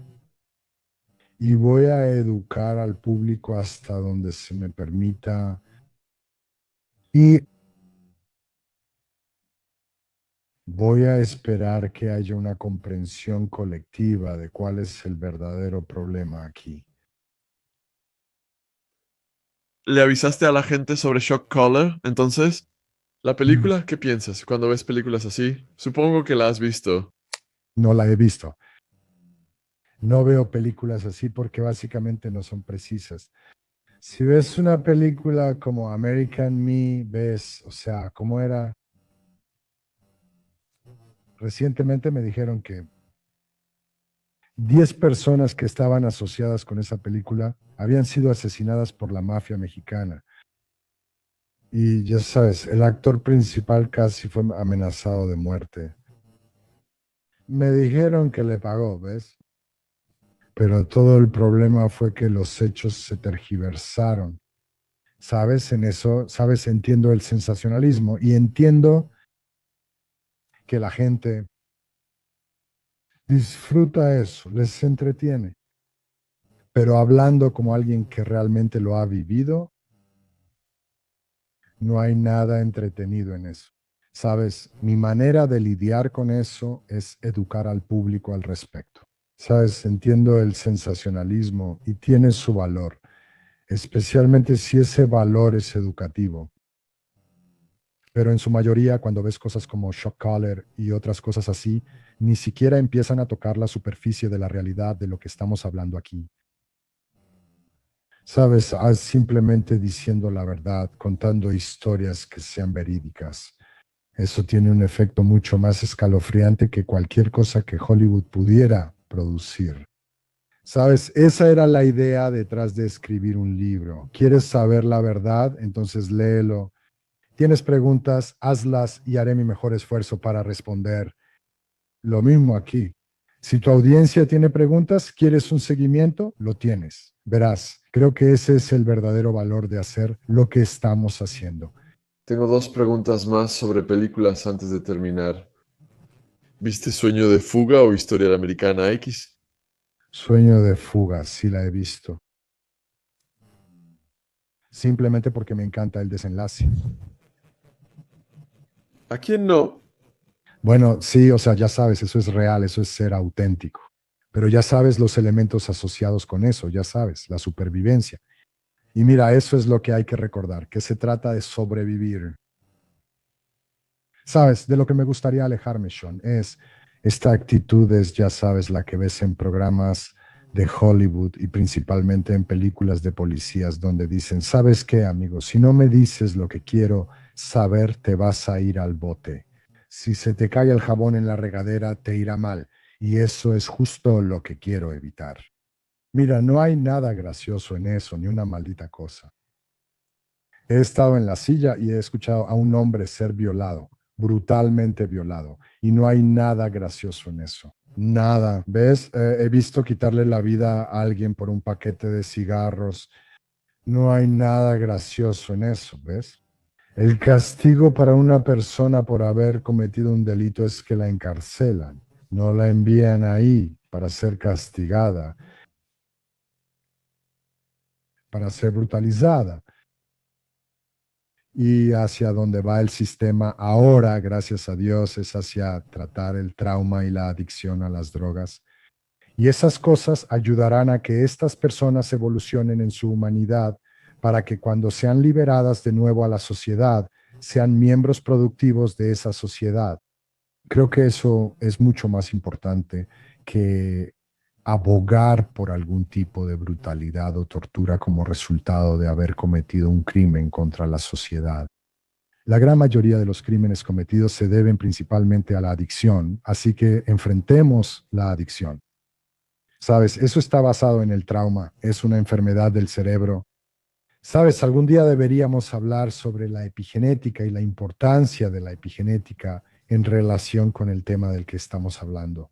No solo el encarcelamiento, sino el trauma en general. Sabes, como biólogo es una de mis pasiones. Y creo que eso nos va a llevar a algún lugar en la evolución de nuestra propia humanidad, hacia entender eso y el impacto del trauma. He aprendido mucho entrevistando a cientos de personas adictas que terminaron en prisión por delitos para financiar su adicción, pero la gran mayoría de ellos, víctimas de traumas infantiles extremos, víctimas de pedófilos, padres que simplemente los abandonaron y vivieron en las calles, me abrió los ojos ya que estas personas me contaban abiertamente sus historias. Simplemente me dio una enorme lección de vida que el trauma infantil es quizás la causa raíz más grande del crimen. Sí, estamos de acuerdo, lo estamos. Y es algo que uno pensaría que como sociedad querríamos abordar. Sabes, no solo los prisioneros o los adictos sufren de trauma. Sería difícil encontrar a alguien que en algún momento de su vida no haya sufrido algún tipo de trauma. Y, y no sería genial poder ofrecer algún tipo de solución para eso, no solo hacia la recuperación, sino también hacia su propio bienestar, su sentido de identidad. Verás, si eso lo logras, en mi opinión, a través del amor, no del odio. Verás, y eso es algo. Espero que tú y yo en algún momento tengamos la oportunidad de hablar sobre los grupos de odio y qué facilita ese odio y cómo lo enfrentamos individualmente y como sociedad. Creo que, sabes, tú mismo trabajas con jóvenes en riesgo, jóvenes, así que sabes la importancia de lo que estoy hablando. Ves y sabes, es cómo tomamos eso y lo presentamos al público en general. Eso ayuda a educarlos, los lleva a un punto de entender la importancia del tema del que estamos hablando. Cualquier pregunta que alguien tenga sobre mi encarcelamiento o sobre cómo es realmente la prisión, siéntanse libres de preguntar, responderé la pregunta. Verán, pero mientras tanto también veamos los otros temas. Creo que es fundamental. Bueno, estar bajo el régimen del Sheriff Joe Opio fue una educación rápida. Y sabes, los prisioneros solo estaban siendo retraumatizados por la casa de los horrores que él creó. A él no le importaba nada, solo se sentía orgulloso. Los guardias decían que a nadie le importan los prisioneros. ¿A quién le importa? ¿Podemos salirnos con la nuestra con todo esto? Sí, sí, es trágico. ¿Ves? Los que se pierden en ese caos son las familias. ¿Ves? Nadie menciona lo que sufren las familias. Y sí sufren, ¿ves? Y eso se extiende a la comunidad, el impacto en las comunidades. ¿Sabes? Se le llama el efecto dominó y tiene un impacto enorme, enorme. Pero ya sabes, hablemos de las familias, hablemos de las comunidades, ¿no sabes? Defendamos nuestros puntos de vista, sean cuales sean. Tengamos una discusión. No se trata de estar en contra de algo, se trata de defender en lo que crees. Para mí, de eso se trata realmente. Sí, y es genial que estés haciendo cambios positivos en el mundo, Mike. Ya casi llegamos a las 2 horas, entonces. Solo les diré a los espectadores que pueden dejarte preguntas en la sección de comentarios. Y si no puedo conseguir a John Abbott para la próxima, entonces si tú quieres hacer otra, conseguiré algunas preguntas. Quizás también de él y Jamie Morgan Kane. ¿Has visto alguno de esos? El material que hice con ellos. Sí, especialmente con John. ¿Qué opinas al respecto? Bueno, John es un convicto. Y eso es lo que obtienes, una dosis de perspectiva basada en la realidad. En otras palabras, lo que estás obteniendo es una conversación real. No estás obteniendo que te lo impongan, ninguna tontería. Juan lo mantiene real. Por eso me cae bien. Haces todo lo posible para tenerlo aquí. Y verás de lo que hablo, porque hay un diálogo como resultado de esa experiencia que surge de manera natural. Mira, solíamos decir, ¿sabes qué, hermano? El empuje tira de la bola y la tiza. Eso significa que el toro está en camino. ¿Ves? Y hombres como Juan entienden eso. ¿Ves? Estoy seguro de que se va a alegrar mucho de escuchar eso viniendo de ti. Mike, ¿hay algo que te gustaría decirle a los espectadores entonces? Para concluir, Agradezco la oportunidad de estar aquí. Sean, eso es realmente a lo que se reduce todo, ya sabes, decir mi verdad, contar mis historias. Y ya sabes, no hay ninguna nota de advertencia en eso. Invito a cualquiera que tenga una pregunta a que la haga y si puedo responderla, lo haré lo mejor que pueda. Pero más importante aún, estoy agradecido de despertar cada mañana, sumamente agradecido por mi vida y por la oportunidad de evolucionar. Te aprecio a ti y lo que estás haciendo. Ay, yo animaría a todos a que en la medida de sus posibilidades abracen su humanidad con todo el amor en su corazón. y estás disponible si quieren enviarte un mensaje. Si la gente ha visto esto, ¿estás en redes sociales o algo así? Actualmente no tengo acceso a Internet, pero lo estoy gestionando en los tribunales. Cuando supere ese obstáculo, no solo tendré el libro que saldrá, pero pueden entrar a mi sitio web en viveaprendeyprospera.org y siéntanse libres de discutir lo que quieran discutir, hagan cualquier pregunta que quieran hacer. Usualmente estaría en Facebook, Instagram, Twitter y similares. Como mencioné, por ahora solo debo enfocarme en mi sitio web y voy a empezar mi propio canal de podcast. Ya tengo el estudio para eso. Quizás tú me ayudes a entender cómo se hace eso. porque todo esto es nuevo para mí, todo para mí es nuevo. Hay una enorme curva de aprendizaje. Así que para ti o para cualquier otra persona que quiera opinar y decir, así es como se hace, siéntanse en libertad. Bueno, tienes un muy buen equipo ahí, Mike. La calidad de tu audio es excelente, tu imagen es clara, así que creo que ya llevas ventaja. Solo es cuestión de conseguir personas para entrevistar. Tengo muchísimos que podría enviarte si es un camino que quieres tomar. Creo que sí. Haré esto con mi esposa Ariel. Ella es especialista en mitigación y ha trabajado 20 años en el corredor de la muerte. Hablas de historias. Quiero decir, aparte de eso, ella es absolutamente brillante.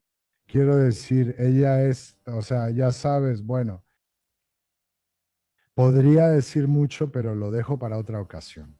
Pero sí, ya sabes, estoy aquí sentado con una mezcladora Zoom L12 y ya sabes, el conmutador ATM Mini Pro. Ya sabes, tengo una cámara Panasonic frente a mí, tengo las luces encendidas, tengo el micrófono Shure M70. Así que sí, estoy listo para empezar. Tú estás listo para empezar. Es increíble. Gracias, Mike, por pasar tiempo con nosotros hoy. Realmente lo aprecio. Es un honor absoluto. Como dije al principio, simplemente la magnitud de tu historia definitivamente va a ser toda una serie de libros. No puedo esperar para leerlos. Y para los espectadores, gracias por quedarse con nosotros viendo este podcast. Dejen sus preguntas para Mike en los comentarios. Es una oportunidad única para hacerle preguntas a alguien que tiene una experiencia de vida tan inusual, así que esperamos eso con ansias. Si quieren ver nuestro contenido con Abbott, también lo pondré en la caja de descripción. También pondré el sitio web de Mike en la caja de descripción por si quieren revisarlo. Así que sí, gracias de nuevo. Absolutamente fascinante. Gracias, Sean. Salud.